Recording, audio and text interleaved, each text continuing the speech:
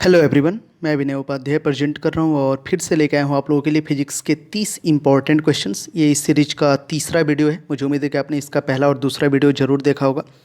30 MCQ questions करेंगे physics का। खुद से प्रयास करिएगा, ऐसे ही 4 ऑप्शंस रहेंगे। ठीक है, डेली 3 से 4 वीडियोज़ मैं इस टाइप का अपलोड कर रहा हूँ जो आपके आने वाले सभी तरह के प्रतियोगी परीक्षा में हेल्प करेंगे। चलिए एक एक करके सभी प्रश्नों को देख लेते हैं। पहले खुद से प्रयास करिएगा, उसके बाद जब मैं आंसर बताऊंगा तो आप लोग अपना आंसर मैच करिएगा। लास्ट में एक होमवर्क क्वेश्चन आप लोगों से मैं पूछूंगा। चलिए, प्रश्न कि ओम का नियम क्या परिभाषित करता है। पढ़ा होगा आपने ओम का नियम। आपके पास समय है 3 सेकेंड का, 3 से 4 सेकेंड है। सोचिए, समझिए और जल्दी से आंसर करिए कमेंट बॉक्स में। ओम का नियम क्या परिभाषित करता है, क्या बताता है ओम का नियम। तो अगर आपने चुना ऑप्शन नंबर डी तो आपका सही जवाब होगा। धारा और वोल्टता दोनों बताता है ओम का नियम। ठीक है, आपने पढ़ा होगा V is directly proportional to I R करके होता है ऐसे। V is directly proportional to I, यानी कि V हो जाता है आई आर ऐसे। ठीक है, तो वोल्टता है, रेजिस्टेंस है, करंट है, ये सब है। यदि किसी तार की त्रिज्या आधी कर दी जाए तो उसका प्रतिरोध क्या होगा। यदि किसी तार की त्रिज्या आधी कर दी जाए तो उसका प्रतिरोध क्या होगा। बहुत इंपॉर्टेंट क्वेश्चन है ये, बहुत बार एग्जाम में आया है ये, डायरेक्टली ऐसे ही पूछ लिया जाता है। तो अगर तार की त्रिज्या आधी की जाएगी ना तो उसका जो रेजिस्टेंस है, प्रतिरोध है, वो 16 गुना हो जाएगा। इस प्रश्न का सही जवाब ऑप्शन नंबर सी होगा। नेक्स्ट है कि किसी चालक के सिरों के बीच विभवांतर उसमें बहने वाली धारा के समानुपाती होता है। यह नियम है, किसका नियम है ये। किसी चालक के सिरों के बीच विभवांतर, जिसको बोलते हैं पोटेंशियल डिफरेंस, उसमें बहने वाली धारा के समानुपाती होता है। मतलब V is directly proportional to I, तो ये हो जाता है V equal to I R. तो यही तो होता है ओम का नियम, इसी को बोलते हैं। प्रश्न का सही जवाब ऑप्शन नंबर सी हो जाएगा। घरों में लगे पंखे, बल्ब, ये किस क्रम में होते हैं। श्रेणी क्रम, समानांतर क्रम, मिश्रित क्रम, किस क्रम में होते हैं ये। तो घर में जो लगे होते हैं ना पंखे, बल्ब, ये सभी के सभी जो है समानांतर क्रम में होते हैं। सही जवाब होगा ऑप्शन नंबर बी। नेक्स्ट है प्रतिरोधक का मात्रक होता है। प्रतिरोध जो है, प्रतिरोध का मात्रक, तो ये होता है ओम। सही जवाब होगा ऑप्शन नंबर डी। एक चालक का प्रतिरोध 440 ओम है। यदि 110 वोल्ट के स्रोत से जोड़ा जाए तो इसमें कितनी धारा प्रवाहित होगी। इस प्रश्न का सही जवाब करिए। यदि एक चालक का प्रतिरोध 440 ओम है, इसमें 110 वोल्ट तक के स्रोत से जोड़ा जाए तो इसमें कितनी धारा प्रवाहित होगी। ये फॉर्मूला आपको लगाना पड़ेगा, V equal to I R. ठीक है, तो I इक्वल टू हो जाएगा V अपॉन जो है R ऐसे करके। तो इस फॉर्मूला का यूज़ करिएगा आप, तो इसका आंसर आ जाएगा 0.25 एम्पियर होगा। नेक्स्ट है किसी परिपथ में एक बिंदु पर मिलने वाली धाराओं का बीजीय योग होता है।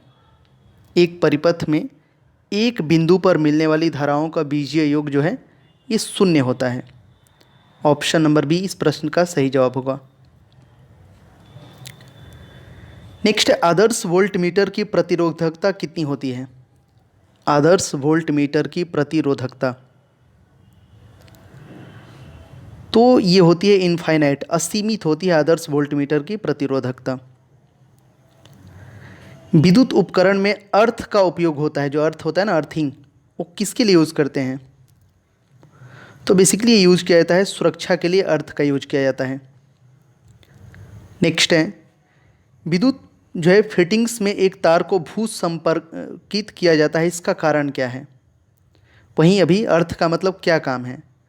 तो बेसिकली जो शॉर्ट सर्किट होता है ना, तो धारा जो है भूमि में चली जाती है। यदि लघु पथन हो जाए तो धारा जो है भूमि में चली जाती है, इसीलिए वो यूज करते हैं।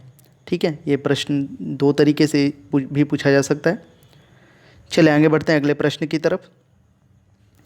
प्रत्यवर्ती धारा को दिष्ट धारा में किसके द्वारा बदला जाता है। अल्टरनेटिव करंट होता है और एक डायरेक्ट करंट होता है, तो कैसे चेंज करते हैं उसको। तो ये बदला जाता है रेक्टिफायर के द्वारा। AC को AC टू DC ट्रांसफ़र करते हैं रेक्टिफायर से। आपस में जुड़ी दो आवेशित वस्तुओं के बीच विद्युत धारा नहीं प्रवाहित है यदि वो हैं, क्या हैं? आपस में जुड़ी दो आवेशित वस्तुओं के बीच विद्युत धारा नहीं प्रवाहित हैं यदि वे हैं जो है समान, इसका आंसर होगा समान विभव पर, option number D. Electron current का यूनिट निम्न में से कौन सा है? इलेक्ट्रॉन करंट का यूनिट क्या होगा? तो एम्पियर होता है। नेक्स्ट है, तांबा मुख्य रूप से विद्युत चालन के लिए जो है किया जाता है उपयोग, क्योंकि इसकी जो विद्युत प्रतिरोधकता होती है ना, ये कम होती है, इसीलिए यूज़ करते हैं इसका विद्युत चालन के लिए। नेक्स्ट, ताप के बढ़ने पर चालक पदार्थों का वैद्युत चालकता घटती है। तो इसका जो आंसर होगा, इसका रीज़न यह है कि वैद्युत प्रतिरोधकता बढ़ता है और वैद्युत चालकता घटती है। मतलब इस प्रश्न का आंसर हो जाएगा कि वैद्युत प्रतिरोध जो है बढ़ता है और वैद्युत चालकता घटती है। इसका आंसर ऑप्शन नंबर ए होगा। ठीक है। नेक्स्ट, निम्न में से कौन अर्धचालक नहीं है? दिए गए ऑप्शंस में से कौन अर्धचालक नहीं है, ये पूछ रहा है। तो इसमें अर्धचालक नहीं है, इसका आंसर होगा ऑप्शन नंबर डी, आर्सेनिक जो है ये अर्धचालक नहीं है। अतिचालक का लक्षण होता है, अतिचालक का लक्षण, तो अतिचालक का लक्षण होता है उच्च पारगम्यता। इसका आंसर ऑप्शन नंबर ए होगा। नेक्स्ट है, निम्नलिखित में से कौन सर्वोत्तम विद्युत चालक है? सर्वोत्तम विद्युत चालक, इन दिए गए ऑप्शंस में से चांदी जो है ना सर्वोत्तम विद्युत चालक है। धातुएं विद्युत की सुचालक होती हैं क्योंकि, धातुएं विद्युत की सुचालक होती हैं क्योंकि उनमें मुक्त इलेक्ट्रॉन होते हैं। इसका आंसर ऑप्शन नंबर ए हो जाएगा। नेक्स्ट है, आप कार में जा रहे हैं, यदि आसमान से बिजली गिरने वाली हो तो आप सुरक्षित रहने के लिए क्या करेंगे? बहुत इंपॉर्टेंट है ये, लेकिन बहुत आसान भी है। अगर मान लीजिए कार में जा रहे हैं, अचानक से बारिश स्टार्ट होने लगे, कार की खिड़की आपकी खुली हुई है, तो सिंपल सी बात है, मतलब क्या करोगे इस सिचुएशन में क्वेश्चन पूछ रहा है, तो हम सिंपल सी बात है, कार की खिड़कियाँ बंद कर लेंगे। ठीक है, इसका आंसर यही हो जाएगा। नेक्स्ट है, वस्तुओं का आवेशन किसके स्थानांतरण के फलस्वरूप होता है? तो न्यूट्रॉन के चलते जो है वस्तुओं के आवेशन का स्थानांतरण फलस्वरूप होता है। जब एर्बोनाइट की छड़ को बिल्ली की खाल से रगड़ते हैं तो एर्बोनाइट की छड़ हो जाती है, क्या हो जाती है एर्बोनाइट की छड़? तो हो जाती है ऋण आवेशित। इसका आंसर ऑप्शन नंबर ए होगा। मुझे उम्मीद है आप लोग भी प्रयास कर रहे होंगे आंसर देने का। समान आवेशों में होता है, समान आवेशों में होता है, सिंपल है ये, तो विकर्षण होता है, और जो अपोजिट होते हैं वो उसमें आकर्षण होता है। यदि दो विद्युत आवेशों के मध्य दूरी को आधा कर दिया जाए तो उनके मध्य विद्युत बल जो होगा उसका मान क्या होगा? तो यदि दो विद्युत आवेशों के मध्य दूरी को आधा कर दिया जाए तो उनके मध्य विद्युत बल का जो मान है ना, वो हो जाएगा 4 गुना हो जाएगा। नेक्स्ट है, दो विद्युत आवेशों के बीच लगने वाले बल से संबंधित हैं। दो विद्युत आवेशों के बीच लगने वाले बल से संबंधित हैं कूलाम का नियम। ऑप्शन नंबर बी इसका आंसर होगा। किसी आवेशित चालक का संपूर्ण आवेश उसके बाहरी पृष्ठ पर निर्भर करता है। किसी आवेशित चालक का संपूर्ण आवेश जो है ना, उसके बाहरी पृष्ठ पर निर्भर जो है करता है। ठीक है। नेक्स्ट है, जब कांच की छड़ को रेशम से रगड़ा जाता है तो छड़ क्या होता है? तो जब कांच की छड़ को रेशम से रगड़ा जाता है तो वो धन आवेशित हो जाता है।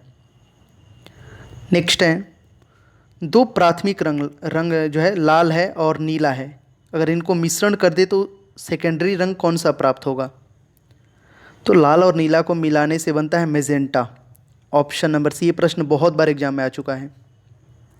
ठीक है, चलिए अगला प्रश्न है,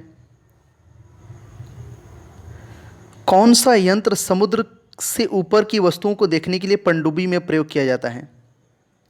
समुद्र से ऊपर की ओर वस्तुओं को देखने के लिए यूज़ किया जाता है।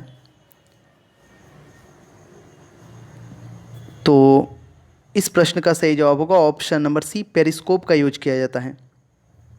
और आखिरी प्रश्न है, आखिरी प्रश्न में हमेशा आप लोगों के लिए होमवर्क छोड़ता हूँ, इसका आंसर सभी लोग कमेंट बॉक्स में करिएगा। A to Z लोग क्वेश्चंस ध्यान से पढ़ लीजिए और सभी लोग आंसर करिए। सभी लोग वीडियो को जरूर लाइक और शेयर करिएगा।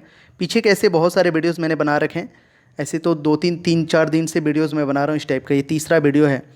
तो पीछे के भी वीडियोज़ को देखना, बहुत यूज़फुल क्वेश्चंस मैंने बना रखे हैं। ये प्रश्न है आप लोगों के लिए कि किस साल में, मतलब किस ईयर में ओले रोमर का आपने नाम सुना होगा, उसने इतिहास में पहली बार प्रकाश की गति को मापा था? किस वर्ष? आपके पास ऑप्शन है 1776, 1767, 1676 और 1667। जल्दी से आंसर करें इस प्रश्न का। और वीडियो अच्छा लगा होगा जरूर लाइक और शेयर करिएगा। चैनल पे नए हैं सब्सक्राइब कर लीजिएगा, बेल बटन को दबा लीजिएगा, जिससे कि जब भी मैं नेक्स्ट वीडियोज़ लाऊं तो आपके पास आसानी से पहुंच सके। और इस तरह के बहुत सारे वीडियोस पड़े हमारे चैनल पे, देखिए, बहुत हेल्प करेगा आपके आने वाले एग्जाम्स में। मिलेंगे अगले वीडियो में, तब तक के लिए बाय।